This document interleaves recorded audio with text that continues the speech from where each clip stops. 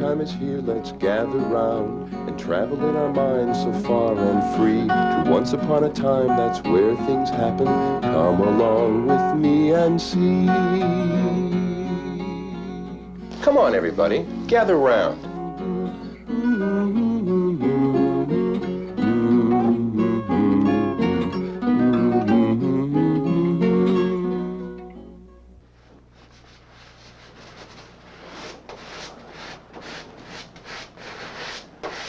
What would you do if somebody came up to you and said, hey, how would you like the best toys in the world? Well, yeah, I'd like them. Well, what do you promise me if I give them to you? I'll promise anything. I'll promise I'll brush my teeth 10 times a day. I promise I'll be nice and friendly all the time. I promise I'll eat everything on my plate, even if it's yucky. I promise anything, just give me those toys. And you get them. And they're the best toys in the world. What do you do about your promise? Do you keep it? Well, you have to, because if you promise to do something, you got to do it. Well, what happens if you start to get a little tired of brushing your teeth 10 times a day, or you get a little tired of eating stuff on your plate that's yucky? What do? Well, to keep your toys, you got to keep your promise. Well, today's story is about a princess who made a promise to a frog. And when she had to keep her promise, things got a little hard. Now, here's how it starts.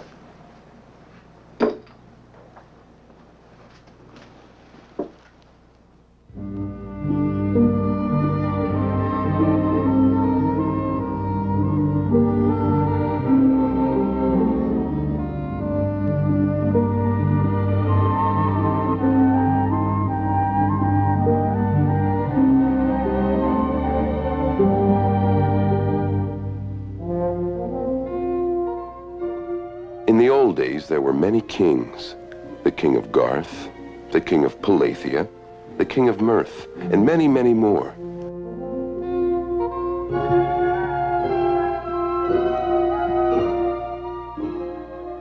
Most of the kings were very, very wealthy.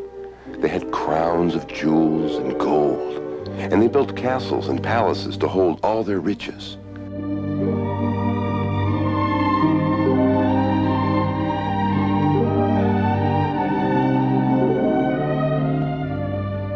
Now, this old king was not only wealthy, he was also wise.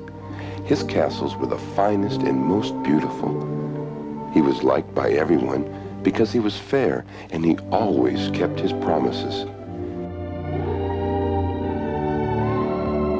He would say to his people, "True, I am your king, but I am just a man. Just like you, I have a family, my wife and my 3 daughters.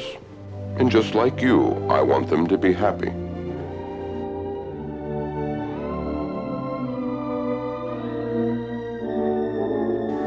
He taught his daughters that they must play fair. "Pretty is as pretty does," he would tell them.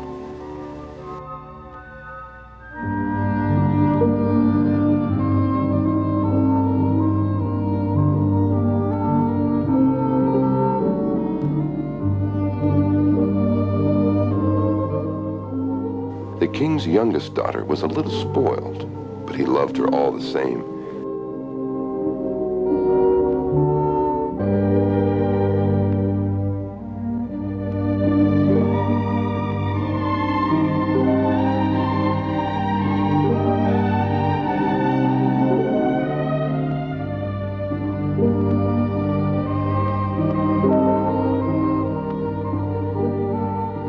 He loved to see her smile, and he loved the sound of her laughter.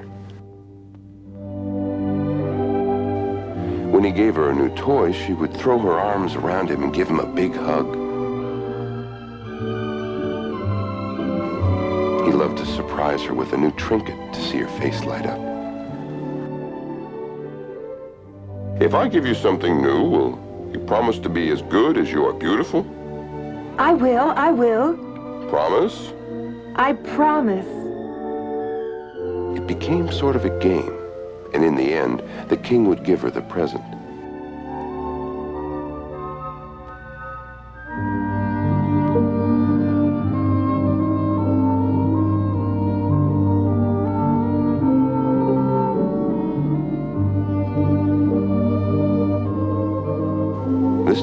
present was a solid gold ball. Oh, Papa, it's lovely. It's just lovely.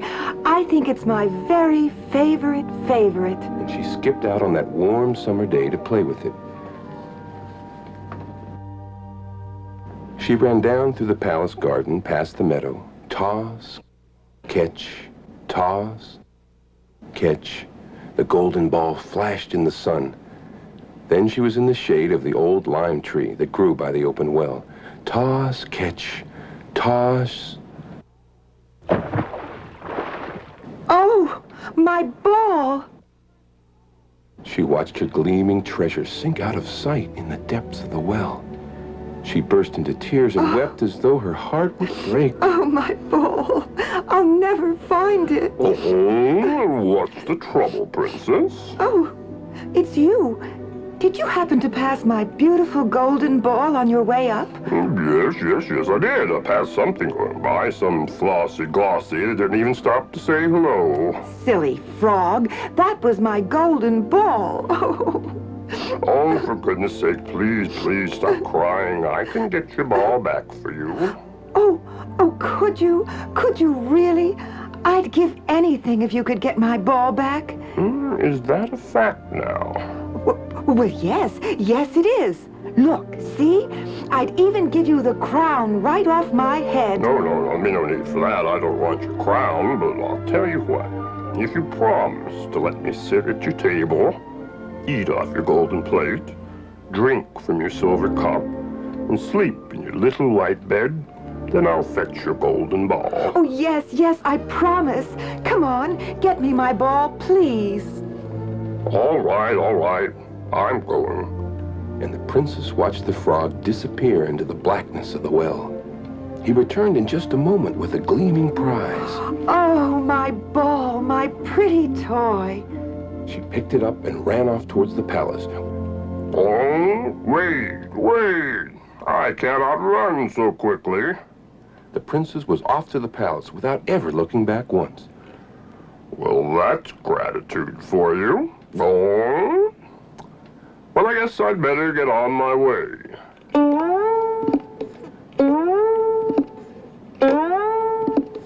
Up through that long meadow. It was a long trip for that little frog.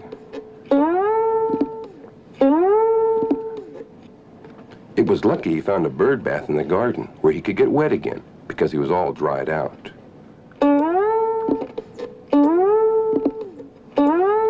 Then he kept right on going.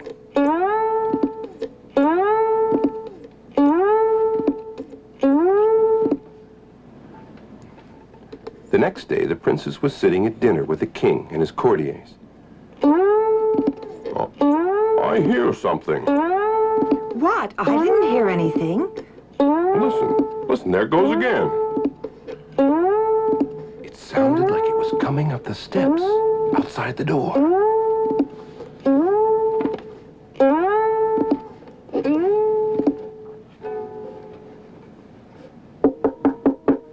There was a knock on the door. Youngest daughter of the king, listen to the song I sing. Chug-a-rum. Golden ball into the well, from your dainty fingers fell. Chug-a-rum. Promised me your silver cup, golden plate from which to sup. Chug-a-rum. Promised me your downy bed, there to lay my greeny head. Chug-a-rum. Promised me, you promised all, only give you back your ball. Chug-a-rum. Now what's that all about? Oh, Papa, it's nothing. It's too silly. Now someone is singing about a promise out there. Promises aren't silly. Open the door and let me see who's out there. In came Mr. Frog. All right, now, is it true, as you sang, that you got my daughter's ball back out of the well? Yes, I did, Your Majesty. That's what I did. But, Papa, he's just a little old green slimy frog. And you made a promise to a little old green slimy frog, And daughter, a promise is a promise. You pick him up and put him by your plate. But, Papa... Come on. Ew! On the table? On the table. Yuck! The frog had a wonderful dinner, but sadly enough, the poor little princess couldn't eat a bite. She excused herself as soon as she could, and went upstairs to her room. She was just about ready for bed when, all of a sudden, she heard it, coming down the hall. Oh, no! Oh, not again! Youngest daughter of the king, listen to the song I sing. Chararum. Golden ball. All right, I'll let you in. Shh, don't let Papa hear. I'll let you in. This time to her lovely little white bedroom. Now, look here. I think this is getting ridiculous. After all, you're just a little old green frog. I tell you what I'll do. I'll let you sleep in my room, but you've got to sleep over there in the corner on the quilt. Oh, on the quilt. Oh, youngest daughter of the king. Come on. All right. Shh. Now go ahead and get into my bed. I'll sleep on the quilt. Get into that high bed. Myself, I can't jump that high. Well, that's too bad then. You'll just have to forget about it. Oh, youngest Stop daughter. All right, then. You just stop being so high and mighty and pick me up and put me on that bed. Pick you up again? Oh, I can't bear it. All right, come on. And the poor little princess screwed up her courage and took hold of the frog's slimy toe. Oh, yuck. She threw the frog clean over the bed. Oh, Good heavens. Where did you come from? Fairest daughter of the king, listen to the song I sing.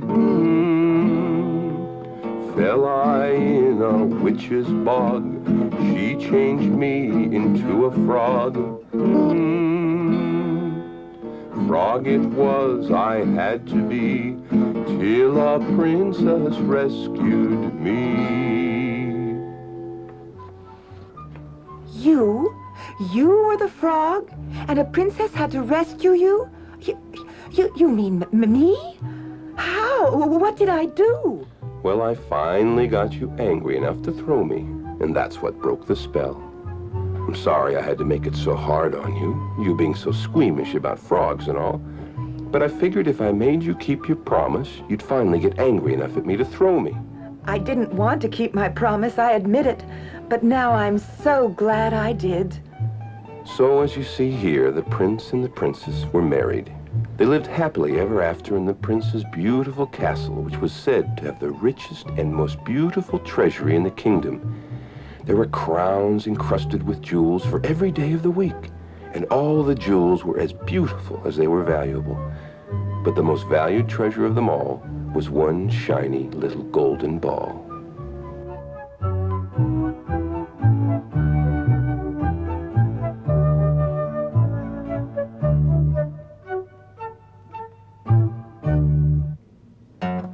Story time is done, and so goodbye, until it's time to gather round again. It's kinda hard to wait, but we will try, and hope that we will see you then.